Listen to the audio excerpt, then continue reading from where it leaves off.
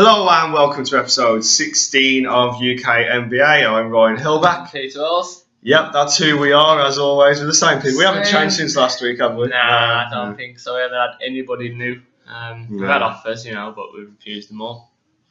We're not interested in anybody new.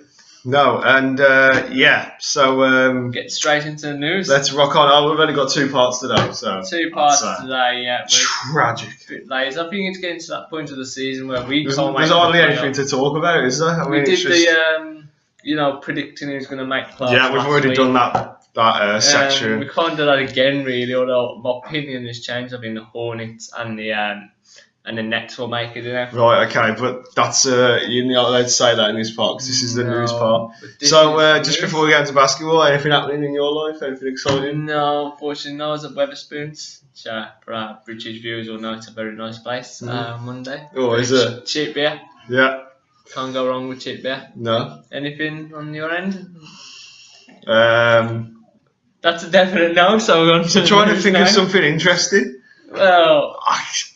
We could be here all year, to be fair. Well, it's all coursework, isn't it? And watching football and basketball and stuff. Come back on episode 13, you might have something. Yeah. Right, should we get to it anyway? Let's get to it in the news section. There's not much news either. It just sums up the week of basketball. When you tie this up on your phone, there's hardly anything. Right, okay. Nothing. Russell Westbrook of, we don't need to tell him who he plays for. One of the greatest players. He plays for Philadelphia 76ers, doesn't he? I wish. They would be a lot better off than okay, so of course he plays for OKC. Became the first player since Michael Jordan to record 4 triple-doubles in a row. MJ's record was 7. Yep. He became the first player since. Right. I read that wrong. I was thinking he's number 1, and I was thinking, how's he got 4, but he's got 7. Right, He went to that fantastic way. He's had another triple-double since. He didn't go on to break the record. He missed in the last game, and then he got a triple-double against the Raptors. So he's on 5 in his last 6 games, which is ultra impressive. I mean, that's it. Kevin Durant. Sorry, the text was doing my head in. Right. Yeah. Yes, that's a great achievement for Westbrook. Undoubtedly one of the best point guards probably in the history, league, really. And in history. In history, and at the moment, obviously, we've all been talking about James Harden, Stephen Curry, LeBron James for MVP. But I think Russell Westbrook now is right up there. I've still got James Harden as my pick. For the whole season, but I think we will do an episode actually predicting the MVP. I'm sure. MVP and all that. I think that for me, I was watching the Cavaliers game the other week, and I was sort of saying about LeBron James. If it wasn't LeBron James, he'd probably get the MVP. But because people expect that sort of display from him, that's the thing. It's not really that. Sort of impressive, but my younger player of the year. I'm an Oladipo man, you know me. Yeah. What about his chance of getting MVP? Maybe several years in the future, not this year at all. Magic haven't been good enough. No. There's plenty of awards. We will do a show probably at the end of March, with a couple of weeks before the end of the season. We shall.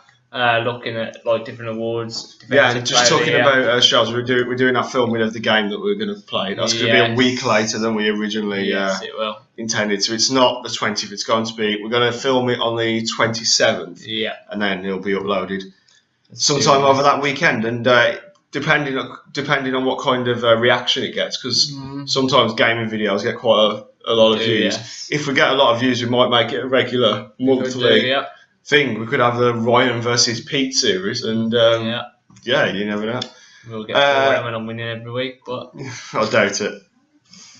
Right, in terms of injury news, Wesley Matthews of the Blazers has suffered a torn Achilles and he's out for the rest of the season. Yeah, that's a massive blow for the Trailblazers team. Been fantastic, especially this year, one of the most improved players in the league. Obviously paramount to Trailblazers' chances of winning the championship this year. So it's a massive blow for them then. Massive blow, and in your opinion, has that ruled them out of contention for the championships? Probably yes, because suddenly the whole point of bringing in somebody like a Flalo in the trade deadline as a bench player and to come in and give him good minutes has obviously completely gone, because he's going to have to be a starter now. Yeah, which is probably is not really suited to being a starter. Not really suited, and obviously can't be as effective. You haven't got the bench points now. And also obviously the whole philosophy that the Trailblazers have, especially as a good defender that Wes Matthews is, and also a great three-point shooter. So it's a massive blow. And as far as going deep into the playoffs, you need all your players healthy, don't you? You do, yeah. That's the most important thing. Some more injury news, a bit more positive. Doctors have confirmed that Chris Bosh of the Miami Heat will be able to resume full basketball activities in September. We feared the worst, really. We thought even the possibility could be that he wouldn't play in 2015 at all. Yeah, exactly. At one stage, we thought it would be 2016 before we saw him on the court again. But September may seem like a long time away, but after this season's finished, you've got that break. You've got that break, and then by the time the next season starts, you won't be waiting that long before you see Bosh back on the court, which for basketball fans is fantastic. And one of the reasons why I fancy renewing my NBA League Pass, to be honest. Exactly. I think if he was out, I'd have been, there's certain players, isn't there, like him, Durant, Westbrook, and there's a reason why you buy your subscription, really. Yeah. Especially for Miami fans as well, it's a massive positive.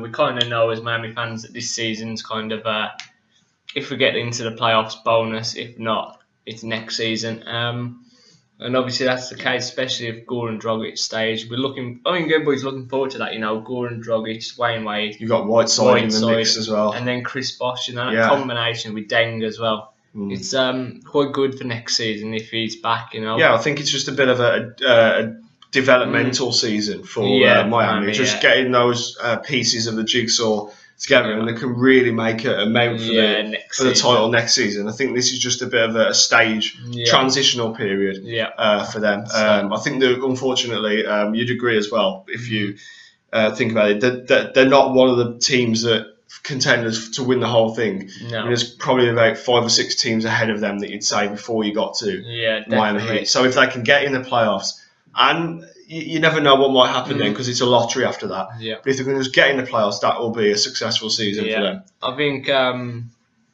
obviously Miami's best chance is probably against some like Toronto Raptors, possibly if Toronto finish second and Miami finish 7th. Obviously, apart from that, they're going to have troubles against lots of Cavaliers, Bulls, Hawks.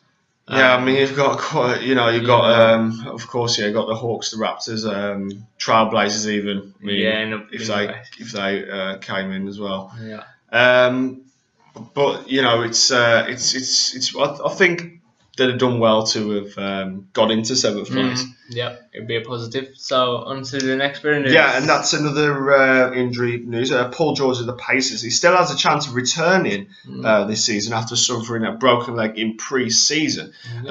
Everybody's just expected him to not see the light of a court for the whole of 2014-15 season. But amazingly, there's an outside chance. At the minute, it is only outside, but there is an outside chance that Paul George could be back on the court by the end of this season. Yeah, and I'm pretty sure obviously the Pacers looking at a potential playoff place now has obviously inspired that, kind of pushed him that little bit more to prepare himself. Perhaps if there weren't, like the situation that we had with the Lakers and Bryant, there was no need to delay the surgery because the Lakers weren't really challenging for anything.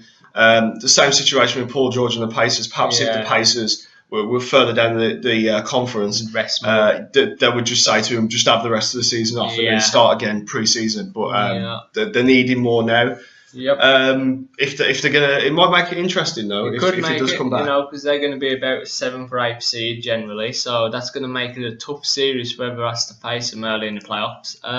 Also, as well, obviously we've been seeing Paul George training for the last couple of weeks, so we know he's in the gym. We know he's able to train now. So the leg's not a problem there. It's obviously just getting back to basketball fitness and be able to really rely on himself to be able to go through 40 minutes of a game, playoff level as well. It's going to be tough coming back. Yeah, it definitely is. It's definitely going to be, probably won't see the best of Paul George if he does come back. Yeah, exactly. I would say would be highly unlikely, obviously, to see him at his best. Final piece of news is the fact that the Clippers, as if they needed any more quality players, but they've just gone and got another one in Nate Robinson. He's gone on a 10-day contract, and the pool of talent that they've got, the likes of DeAndre Jordan and Blake Griffin, Rivers, and now Nate Robinson. I mean, that is formidable. Yeah, and obviously it's been one of the things that the Clippers have needed is a backup point guard to Chris Paul. And Nate Robinson's played that role throughout his career. He played it amazingly at the Bulls a couple of years ago, where he filled in for the injured D Rose. He can score like at any point he wants. He can come off the bench and put up 20 points. He's very small, so he might not be so good defensively, but he's like he's an older version, I think, of Isaiah Thomas in terms of that's just what I was thinking. Except he doesn't pass as much, but in terms of shooting, his ability around the basket for a small guy is amazing. Yeah, you can. We'll watch them with interest. For me, one of my picks actually to go all the way in the MVP. Obviously, I want the Cavaliers to win it, but I think that the Clippers are a serious contender for me. But that wraps up part 1 of episode 16 of UK NBA. What we've got coming up in the final part? We've only got 2 parts. Key matchups and our predictions. Key matchups and our predictions.